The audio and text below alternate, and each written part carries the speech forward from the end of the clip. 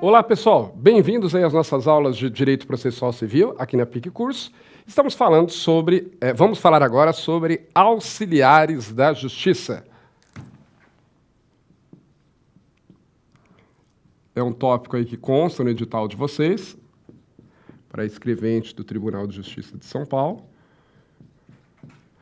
que está lá nos artigos 149 a 155. Do Código de Processo Civil, ok? Já falamos sobre impedimento e suspeição, tá?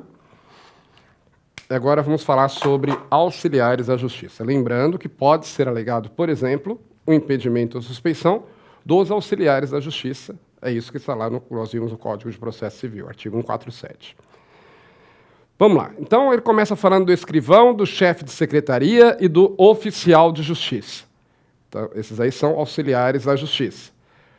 Além deles, né? Há outros, mas começando a falar desses. O artigo 150 diz: em cada juízo haverá um ou mais ofícios de justiça, cujas atribuições serão determinadas pelas normas de organização judiciária. Então, aquilo que, se você já estudou normas da corregedoria, a gente já comentou, né? Via de regra, para cada juízo, pessoal, é a vara, tá? É onde o juiz trabalha. Vara é aquela vaga ocupada pelo juiz. Pensar assim, né? Vara é a cadeira que o juiz senta, tá certo? Cada vara tem um juiz titular somente.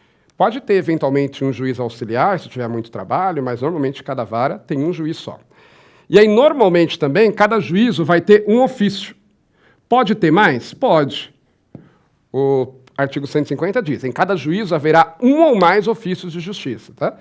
Mas o mais comum é que tenha um só, mas pode haver mais de um. No caso aqui do Estado de São Paulo, né, nós vimos nas normas da corregedoria que cada juízo tem o seu ofício, tá certo? Tem um só, mas pode ter mais.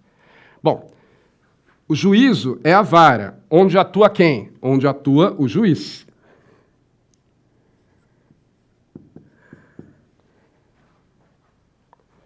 Ofício de justiça são os servidores que vão auxiliar o juiz. Porque, veja, qual que é a função do juiz, pessoal? Função do juiz é julgar. O juiz está lá para julgar, tá certo? Esse é o papel dele. Só que tem várias atribuições que têm que ser exercidas pela justiça para que o julgamento seja feito. Por exemplo, os advogados apresentam petições, tem que ser juntado no processo. É o juiz que faz isso? Não, são os servidores. Tem que controlar os prazos. É o juiz que faz isso? Não, são os servidores. Tem que intimar as testemunhas, as pessoas que vão participar do processo. É o juiz que faz isso? Não, os servidores. Tá? Então, o juiz ele está lá para julgar, para decidir. Os demais atos praticados no processo, quem vai praticar são os servidores que trabalham no ofício de justiça. Ok? Então, o ofício de justiça são os servidores que atuam junto ali ao juiz, auxiliando o juiz. Ó, artigo 151. Em cada comarca, seção ou subseção judiciária, haverá, no mínimo, tantos oficiais de justiça quanto sejam os juízos. Então, a ideia é que para cada juízo, né, para cada juiz, portanto, eu tenha um oficial de justiça, pelo menos. Tá? Posso ter mais? Posso. Mas a ideia é que eu tenha um oficial de justiça para cada juízo, e como normalmente para cada juízo eu tenho um ofício, um oficial de justiça em cada ofício de justiça, tá certo? Mas oficial de justiça, tome cuidado, ele não é o responsável pelo ofício de justiça, não. Nós vamos ver a função dele. A função do oficial de justiça, entre outras, mas uma das principais é intimar, né? Cumprir os mandados. Nós vamos ver que o chefe do ofício de justiça é o escrivão, tá? Mas em cada ofício de justiça eu devo ter pelo menos um oficial de justiça. Artigo 152. Incumbe ao escrivão ou ao chefe de secretaria. Então, escrivão ou chefe de secretaria é aquele que vai ser responsável pelo ofício. O escrivão é o chefe do ofício de justiça. É um cargo de confiança, pessoal. Não existe concurso para escrivão, tá? Só que, na verdade, é uma função de confiança. Porque para ser escrivão, tem que ser servidor, concursado. Só que aí eles escolhem um desses servidores concursados para ser o escrivão. No cargo de escrivão, não há estabilidade, porque é um cargo de chefia. O escrivão pode ser retirado do cargo? Pode. Aí ele vai voltar a ocupar o cargo para qual ele prestou concurso. Tá? Então, não é um cargo efetivo. Então, tá lá. Quais são as funções do escrivão ou chefe de secretaria? Está no artigo 152. 1. Redigir na forma legal os ofícios, os mandados, as cartas precatórias, os demais atos que pertencem ao ofício. Agora, é importante, pessoal. Essas disposições aí que estão no artigo 152 podem também ser, em alguns casos, delegadas aos servidores, tá? Mas é que normalmente ele que vai fazer, ele que vai assinar. Então, tá lá. Redigir os ofícios, mandados, as cartas precatórias, os demais atos que pertencem ao seu ofício. Então, quando for para fazer um ofício para um outro órgão, quando for para digitar o mandado, quem manda expedir o mandado é o juiz, mas quem expede é o escrivão. É como se o juiz nem mexesse no computador. Na prática, ele mexe, faz a sentença, claro, né? Algumas vezes até o juiz, ele mesmo redige o ofício, mas normalmente quem faz isso é o escrivão. É como se o juiz só ficasse lá mandando. Então, manda expedir o mandado, o escrivão emite. Manda, como diz lá, expedir o ofício, o escrivão expede. Manda expedir a carta precatória, o escrivão expede. E é ele que assina, o escrivão que vai assinar. Segundo, o juiz só assina as decisões, tá?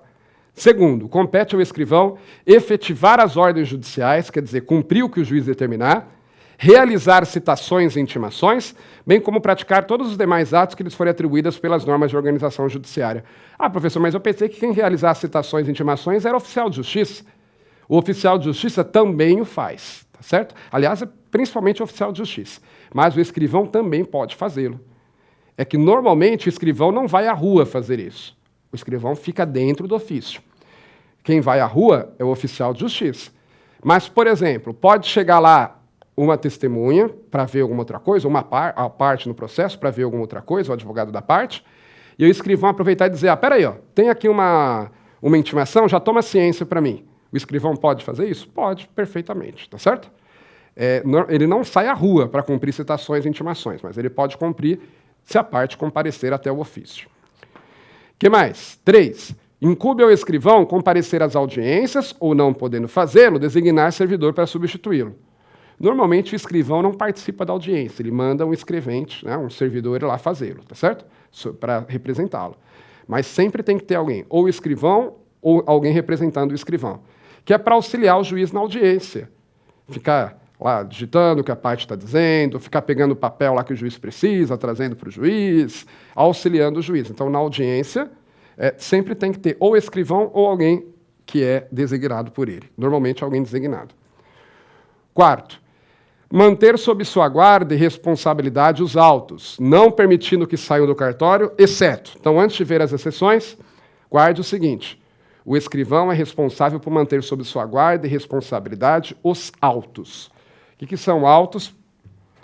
Autos é o processo físico. Não é físico que eu falo, pode ser eletrônico, mas é o processo. É que a palavra processo, na verdade, ela indica algo abstrato, que é uma relação jurídica que se estabelece entre as partes. Mas, quando a gente fala processo, normalmente está pensando no procedimento, né? É isso que está falando, os autos, tá? Os autos é o processo. Você vai lá, pega os autos do processo tal. É aqueles documentos, aqueles papéis, ou, se for eletrônico, são autos eletrônicos. Então, o escrivão tem que manter, de forma zelosa, a guarda dos autos do processo. Então, não permitindo que eles se extraviem, guardando em local adequado para evitar que eles venham a estragar, a perecer por causa da umidade, por exemplo, e não deve permitir que as pessoas retirem o processo da repartição. Não deve permitir que as pessoas retirem o processo do ofício de justiça. Exceto em 4 situações que estão lá. Ó. Quais são as 4 situações em que os autos podem sair do ofício de justiça, em que os autos podem sair do cartório? A. Quando tenham de seguir a conclusão ao juiz. O que é isso? Veja, lembra que tem o juízo, né, ou a vara, que é onde o juiz trabalha, normalmente é uma sala que fica do lado do cartório. E tem o ofício de justiça ou cartório de justiça, que é onde ficam os servidores, tá? Bom, quando é para decidir alguma coisa, via de regra, quem decide é o juiz, não é isso? Sim, no processo. E aí o processo vai ser conclusão. Isso aqui, ó. é quando conclusão do processo. É quando o processo é remetido para o juiz para decidir alguma coisa.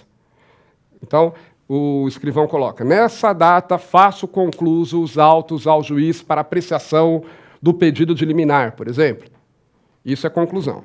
E aí, quando o juiz devolve, é chamado de baixa em cartório. Então, conclusão é mandar para o juiz. Antigamente se falava subir os autos ao juiz. Mesma coisa, tá?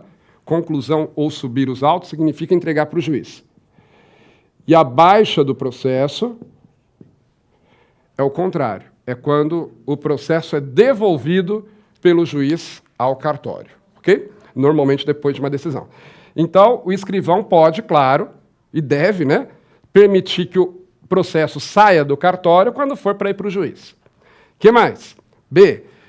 Os autos podem sair do ofício quando for por vista ao procurador, à Defensoria Pública, ao Ministério Público ou à Fazenda Pública.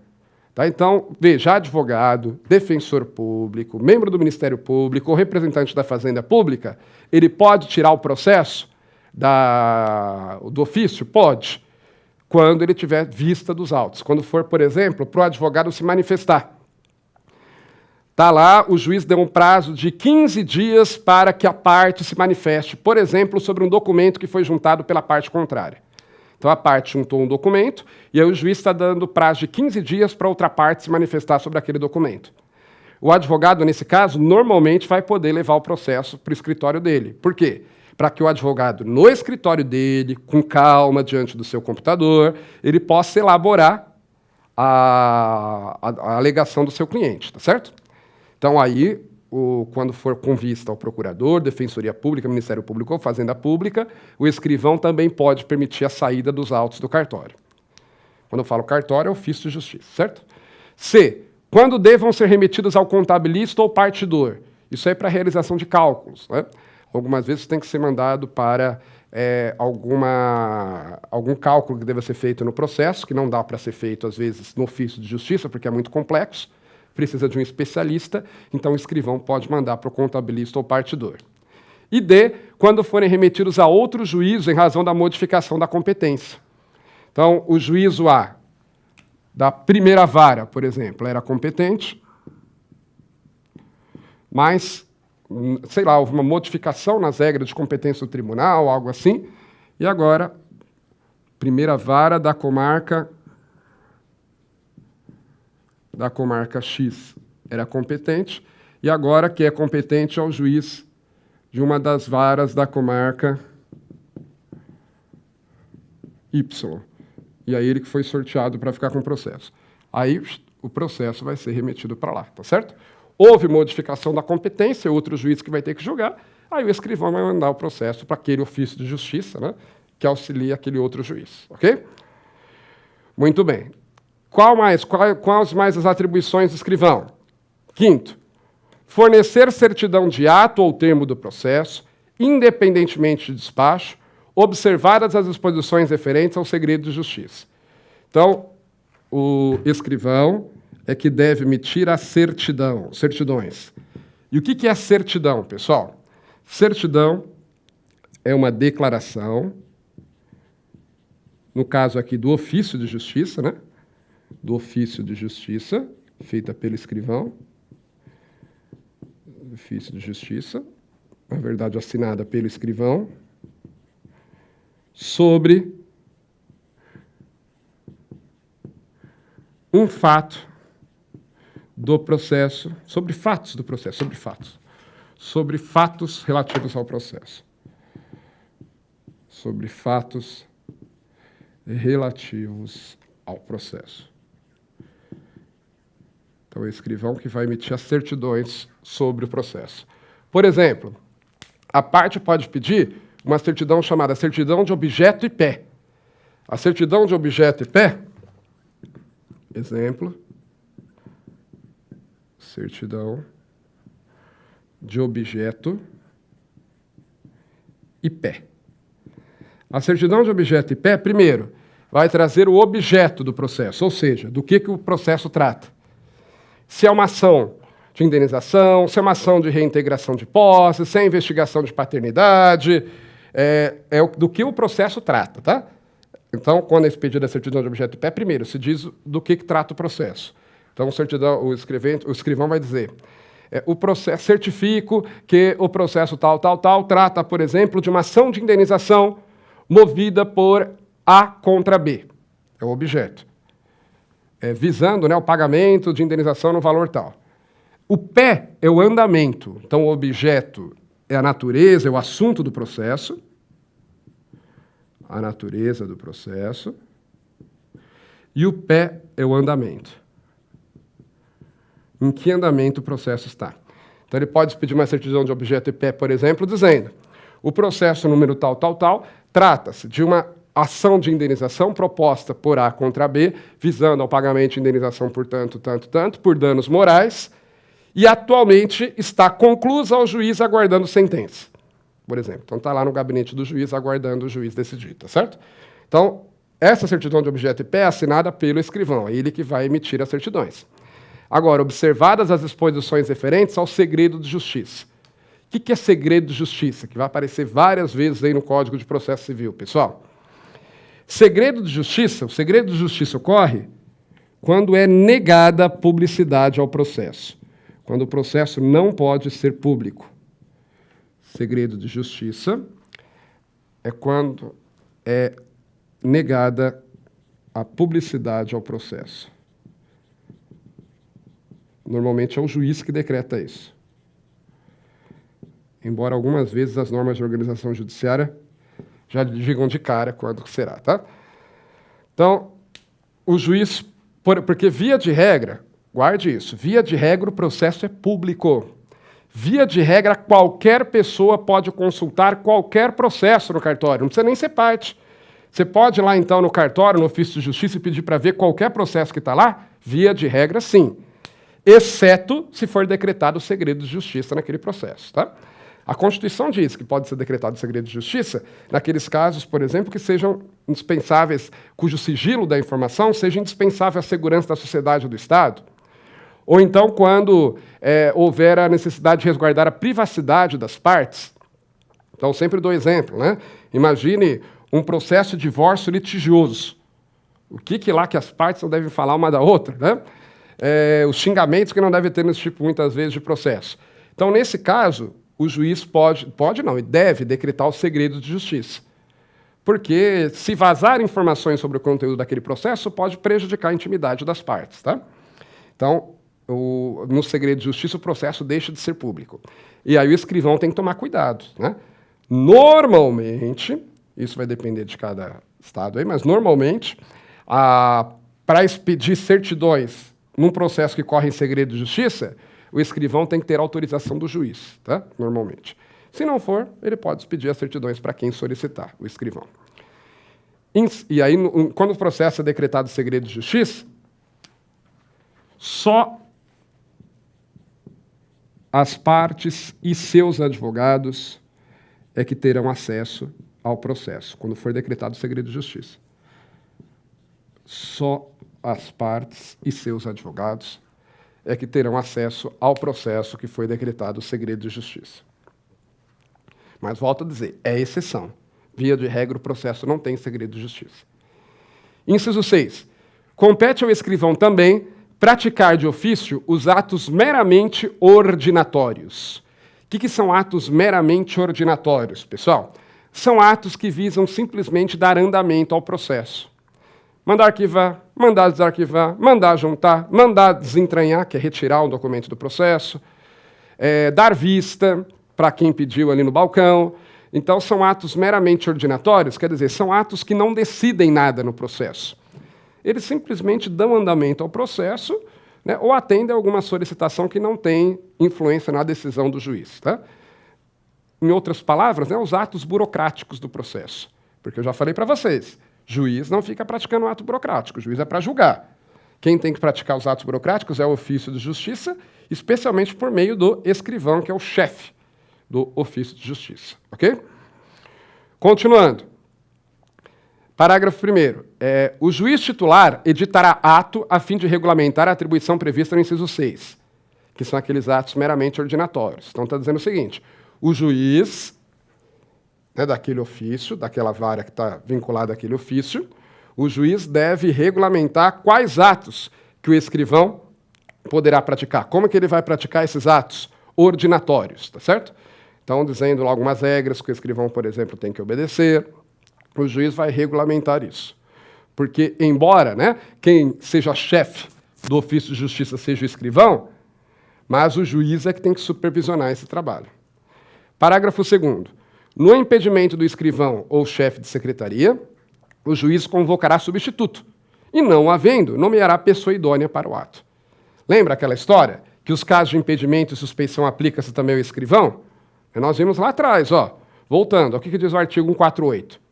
Aplicam-se os motivos de impedimento e suspeição ao membro do Ministério Público, 2, aos auxiliares da Justiça. O escrivão é auxiliar de justiça. Então, se o escrivão for declarado impedido, aí fala impedimento, mas também vale no caso de suspeição, tá? Se o juiz considerar que o escrivão é impedido ou suspeito para atuar naquele processo, por exemplo, ele é inimigo de uma das partes, e o juiz reconhece isso, então o juiz vai colocar uma outra pessoa para atuar naquele processo, tá? Não é que o escrivão vai ficar suspenso em casa sem trabalhar, não. Naquele processo, ele não vai atuar, vai ser atuado o substituto dele. E se não tiver substituto, o juiz vai nomear alguém do cartório, um outro escrevente, para praticar o ato. Artigo 153. O escrivão ou chefe de secretaria atenderá preferencialmente à ordem cronológica de recebimento para a publicação e efetivação dos pronunciamentos judiciais. Veja, preste atenção, preferencialmente. Então, via de regra, o escrivão ou chefe de cartório vai publicar e efetivar os pronunciamentos judiciais por ordem de chegada. Tá? Então, chegou foi prolatada uma sentença antes da outra, ele vai publicar primeiro a que foi publicada antes, a que foi prolatada antes, tá? Vai publicar a que foi redigida antes. Agora, por que fala preferencialmente, não fala obrigatoriamente? Porque em alguns casos pode ser necessário passar na frente. Não é? Um caso de muita urgência, vamos imaginar lá, o juiz tem uma ação que está falando sobre um pedido de indenização e tem uma outra liminar, uma decisão sobre pedido de indenização, e tem uma outra liminar que está falando sobre, que está autorizando alguém a ser submetido a uma cirurgia de emergência, porque a pessoa está correndo risco de vida. É claro que o escrivão deve dar preferência a esse segundo caso, que é o mais urgente, tá? Mas, via de regra, deve obedecer à ordem cronológica para a publicação e efetivação dos pronunciamentos judiciais. Ou seja, o que chegou primeiro, ele faz primeiro, que é justo, né? Desde que não haja razão para passar alguma coisa na frente, desde que não haja algo mais urgente. Parágrafo 1º. A lista de processos recebidos deverá ser disponibilizada de forma permanente para consulta pública. Então, o que acontece, pessoal? Chegou o processo lá, né, para o ofício de justiça, deve ser disponibilizada para todos saberem. Lembra que o processo é público, né, em princípio. Então, todos devem saber. Ó, estão excluídos da regra do caput, né, quando que não vai ser seguida a ordem cronológica. Estão excluídos da regra do caput, 1. Os atos urgentes, assim reconhecidos pelo juiz no pronunciamento judicial a ser efetivado. Então, se o juiz disser que é urgente, passa na frente. Tá? Como eu disse para vocês, a questão de uma cirurgia, uma liminar de emergência para a pessoa ser operada. Porque a pessoa está correndo risco de vida. O juiz vai dizer que é urgente e o escrivão vai passar na frente de tudo. E as preferências legais. O que são preferências legais? São situações que a lei, não é o juiz, é a lei, diz que tem que ser dado preferência. Exemplo, as pessoas idosas, os deficientes físicos, são pessoas que têm preferência no seu processo, têm preferências legais. O processo para essas pessoas deve ser conduzido com prioridade. Então, se uma pessoa tem 80 anos de idade, o autor tem 80 anos de idade, os processos, os atos praticados do processo dele vão ser mais rápidos, tem que ter prioridade em relação aos atos de outros processos. Tá? Deficiente físico, da mesma forma. Então, recapitulando, o escrivão tem que seguir a ordem cronológica de determinação dos atos para a publicação deles ou sua efetivação. Não vai fazê-lo se os atos forem urgentes, e aí o juiz deve dizer que é urgente, ou então se a lei disser que aquele ato deve ser dado preferência, chamadas preferências legais.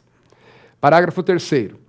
Após elaboração de lista própria, respeitar-se-ão a ordem cronológica de recebimento entre os atos urgentes e as preferências legais. Então está dizendo o seguinte, lembra que ele recebeu o processo, tem que ter a lista, né? Até porque, para que as pessoas, o público em geral, possa acompanhar, para que o advogado do processo possa saber se ele não está sendo preterido, se não estão passando gente na frente dele, então tem que ser divulgada aquela lista do parágrafo 1º. Após a elaboração de lista própria, entre os atos urgentes e as preferências legais serão respeitadas a ordem cronológica dentro de cada um deles, tá? É claro, volto a dizer, às vezes, no caso, a urgência é muito grande, vai passar na frente de tudo, né? Até mesmo na frente de outra urgência, porque ser urgente significa que tem que ser mais rápido. Mas eu posso ter uma urgência maior ou menor, dependendo do caso? Sim, né? Imagina a seguinte situação, no hospital, para ficar bem claro.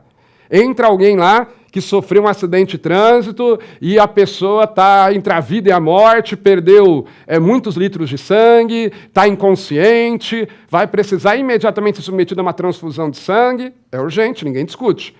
Também vamos imaginar a situação de alguém que tenha cortado o dedo, né? E o dedo esteja ali só pendurado e precisa fazer uma cirurgia para implante, senão vai perder o dedo. As duas situações são urgentes. Mas é claro que aquela situação da pessoa que está morrendo é mais urgente do que aquela que corre o risco de perder só o dedo, né? Então, no mesmo caso, a mesma coisa vale para o judiciário. Tanto nos casos de urgência do que o juiz determina, como nos casos de preferência legal, tem que passar na frente. E aí, em tese, dentro de cada um desses grupos, vai respeitar a ordem cronológica.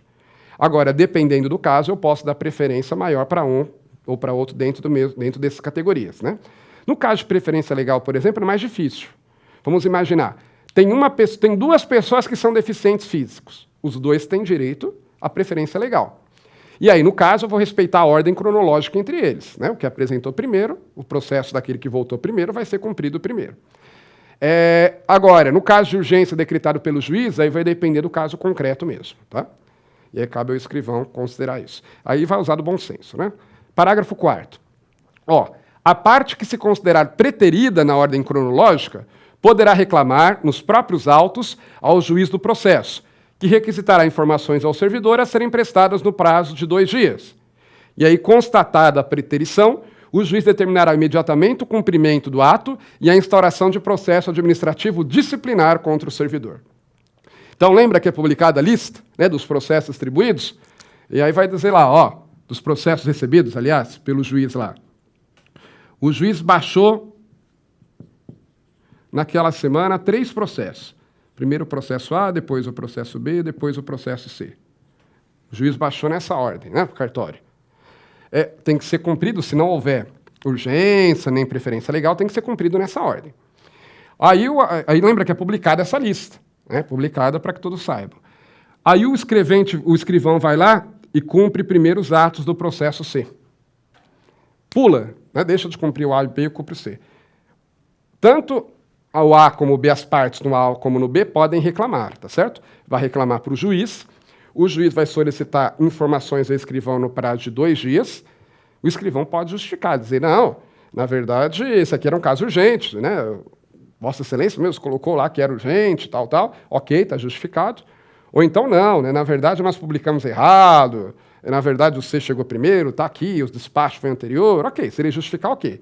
Agora, se não houver justificativa, aí o juiz, que fala que é preterição. Preterição é quando você, é o contrário da preferência, preterição, é quando você deixa para lá, né? Então a parte que for preterida reclama, e aí se for constatada essa preterição, o juiz vai determinar que seja cumprido o ato, imediatamente, né, porque já deveria ter sido cumprido, e vai instaurar um processo administrativo contra o servidor, para verificar por que ele fez isso. De repente ele está recebendo alguma coisa de uma das partes para dar preferência, ou ele está com raiva, né, por exemplo, do A ou do B, e aí deixou para depois, para ser praticado, e aí, de qualquer forma, ele pode estar praticando um ilícito administrativo, então, nesses casos, o juiz vai verificar o que ocorreu e determinar a instauração desse processo contra o servidor, ok? Muito bem, pessoal, então, nosso tempo já foi, nós falamos até agora, estamos falando sobre os auxiliares da justiça, e mais especificamente sobre o escrivão, que é o chefe de cartório. E aí, no próximo bloco, nós vamos falar sobre o oficial de justiça, que é o que consta a partir do artigo 154 do Código de Processo Civil. Bons estudos para vocês e até a próxima!